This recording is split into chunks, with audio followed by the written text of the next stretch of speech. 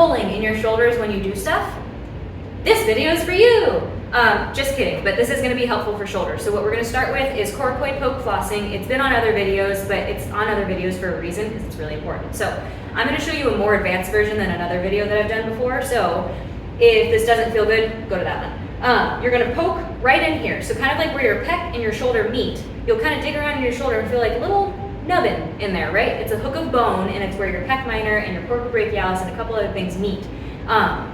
So you're going to poke that, hand open super wide, have your arm out to the side, and then you're going to rotate your hand down as you kind of massage your anterior delt back and tuck your arm behind. So there's a lot going on here. If you need to just kind of do this a few times first, totally fine. But arm out to the side, poking the coracoid process, rotate and tuck as I mush that muscle out. So I'm trying to like massage this muscle here to the back side of my arm, which isn't gonna happen, but think about that when you're doing it, right? So do both sides there, tuck. If the mushing part, if like the sliding your hand out isn't working for you, poking here and doing this rotation and tuck is still gonna be really grateful. Your body's still gonna be really grateful for you doing that, right? So next, roll up a towel, use a loop, and you're gonna shove the towel behind your elbow, or sorry, under your elbow against your body. So you're kind of like hugging it into the side. Put this loop around both hands, make kind of like beach ball hands, like you're holding something, right? And shrug your shoulders down, elbows in line with rib cage. From there, you are going to externally rotate your left hand. So my towel side is this side.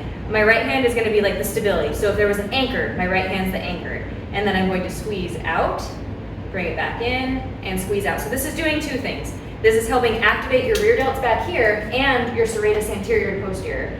So your serratus down here, I'm also probably saying it wrong, but these muscles right here help keep your arm towards your body and help with arm swing when you're running.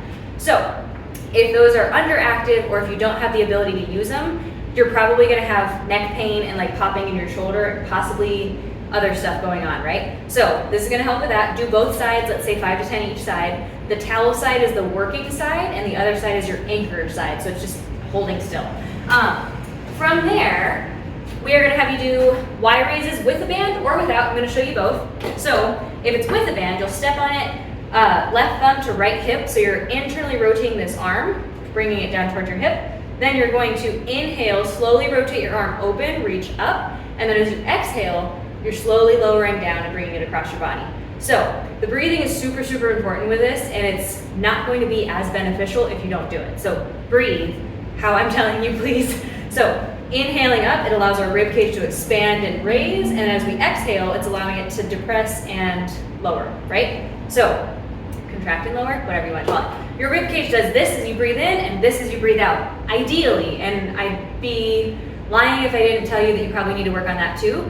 Everyone does. So really move your breathing. As you're doing that, it also allows your rib cage to get in a better position, and when you raise your arm up like this, your shoulder blade can kind of tuck down how it's supposed to be capable of doing. Also will help with that overall tightness. So we have done the coracoid flossing and poke.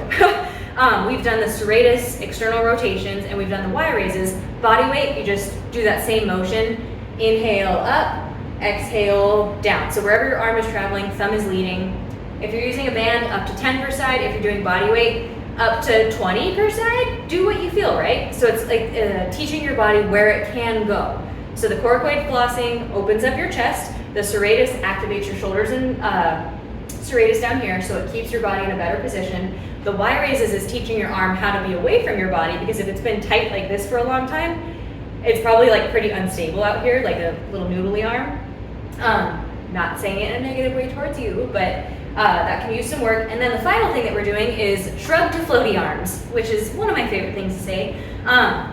So we're gonna have you start as if you're pushing balloons against your body. So like imaginary balloons right here, pushing down, that's activating your serratus that we worked on. And then you're going to squeeze up and in. So raise your arms up and then shrug down, turn your palms up. Inhale, look up at your fingertips. Exhale, turn your palms down, push your balloons down, and then go back into elevating your shoulders. Shrug down, open, and lift. So we did these in this specific order, so they help your body get progressively better through this little routine. I highly recommend doing it that way. Breathing is not optional. You have to breathe every single time you do it, or it's not really gonna be worth as much as it could if you don't do that, right? So breathing is important. If it doesn't sink in yet, breathing is important. And kind of be nice to yourself. So like do what feels good. I'm not gonna tell you exactly how many to do, but it's probably like between 5 and 15 each if you wanna have a number to like focus on. But it could also be 3, it could be 50 before you actually feel anything. So do what feels good for your body. Let me know if you need help, and I hope this helps your shoulders feel better. See ya.